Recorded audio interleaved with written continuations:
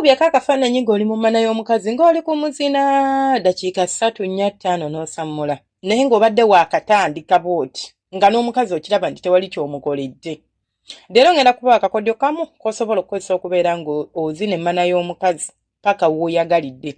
Ekirungi ekiri ku kino nti si ddagala nti ly'ogenda okukozesa, which means nti wenkoowa oba wenjagalidde nti kati mbikooye oba osobola okusammula bulungi nnyo ewatali yadde kagaana.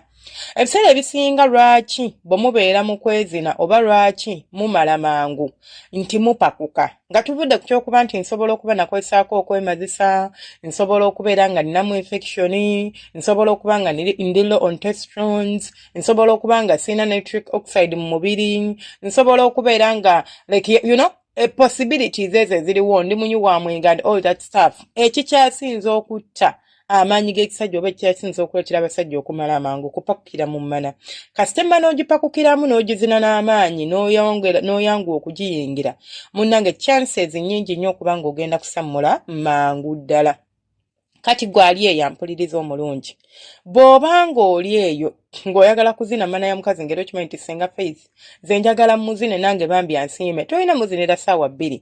Bw'oba osobola okukola akakodyo kano at least osobola okuzinira emmana eddakiika 2 nga tugenda kukola intervals za ddakiika 4, which means it's okay. Kubanga ow'ettaano oba omalako kitegeeza ow'ennya ndi kubalira ku oyo. Bw'oba ng'obadde ovuga eddakiika 3 osobola okuvuga eddakiika 3 emirundi 4, which is going to make 12 minutes, which is okay compared to 3 ziwandibadde omaliramu.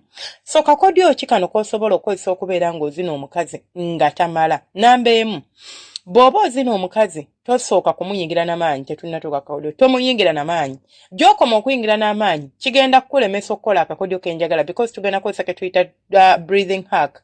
Simanyi oba ndabika nani kamentioninzeeko naye bakayita breathing hack like oba breathing technique. Osa like okozesa mukago gossa kino osobola kyetendeka nga tonaba na kuzina mmana ya mukazi.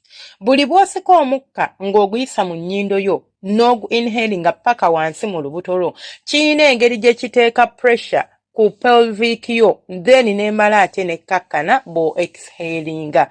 Kati olina okuba ng'osobola oku inhalinga then exhalinga osobola okussa ng'osiza mu nnyindo yo nossa. You hold it in your stomach, then in water. No dakiika 4, amanya seconds 4 ku 5. Like for example,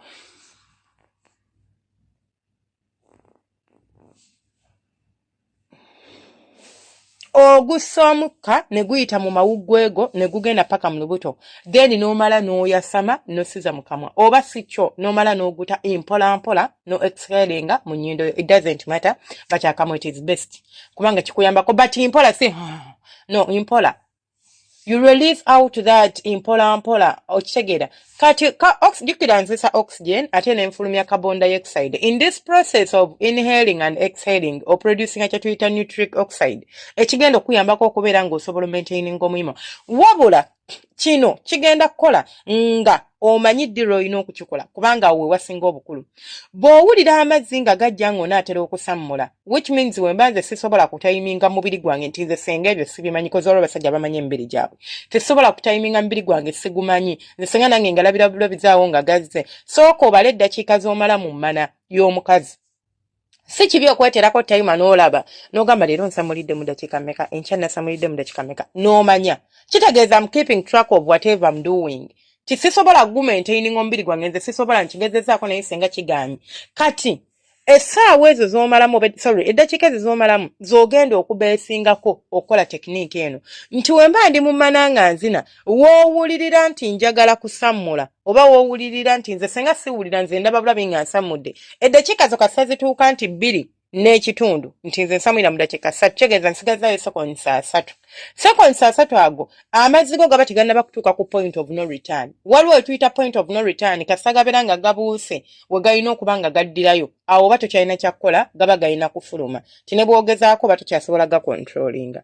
So gaba tegannaba kutuuka ku point of no return oba mu seconds 3 oba seconds 4, which means wema mbadde manangizinira eddakiika 3 nze ku ddakiika 2 n'obutikitiki 2 ngenda kujjayo omusolo gwange oba ngenda gulekayo, but wemba mbadde ndi kuzina nga nzinisa maanyi ngenda ku relaxinga. Ekyo nakyo kikola amakulu. Tosobola kuŋŋamba nti ngenda kukozesa breathing technique ate nsigale nga nsitimulatinga, togenda kusobola kumalako ku maintaininga kintu ekyo. So ekisooka slow down oba sityo relax oba pausinga.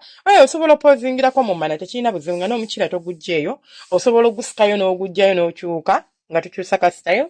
Osobola ogamba nti ate nga n'okugugjayo okukyusa, it is good because nakyo kipaasi like kireetera like ajeyo gy'oba olina okupaasinga, obwagazi obwo bukkakkana oba bugenda.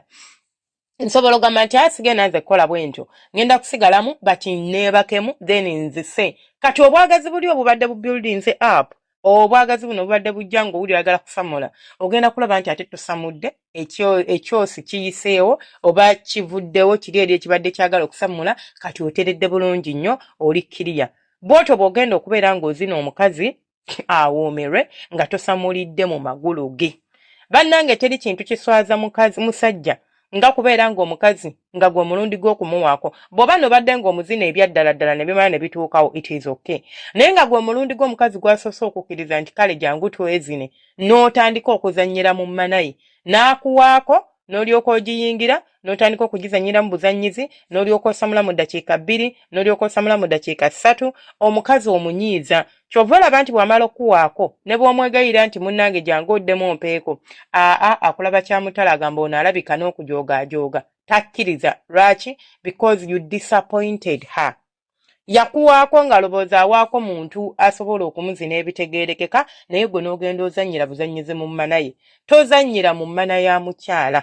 At all cost, mwewale ekintu ekyo. Ne bw'oba okimanyi nti nze bannange sirina amaanyi, obukodyo bwe buli bw'osobola okulilayingako, kale zibadde eddakiika 5 zifuuke 10, kale zibadde 10 zifuuke 15. That is okay.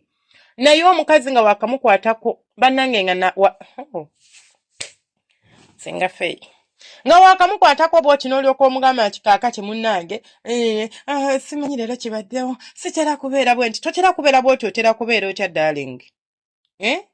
Akodya ko osobola ka practice nga tonaba na kugenda mu mmana ya mukyala, by the time ogenderayo ng'ebintu obinako at least idea. Mubeere bulungi, nensigala nga nze Senga Faith 256, mbaagala nnyo bantu bange abalungi. Nsaba Allah bankuumira bampeera ebirungi. Mwebale ku subscribinga, ku likinga, commentinga, gwe wena ng'onyumiddwa era ng'oli muntu ayagala emisomo gya Senga Faith. Bambi subscribinga, likinga, commentinga, sharinga, basharinga. Ate mukola kya ttendo. Nsaba Mukama bampeera ekisinga obulungi. Mbaagala nnyo bantu bange, mubeere bulungi, mweraba abakomentinga, abalayikinga. Tuyina channel endala eyitibwa Story Hub Uganda.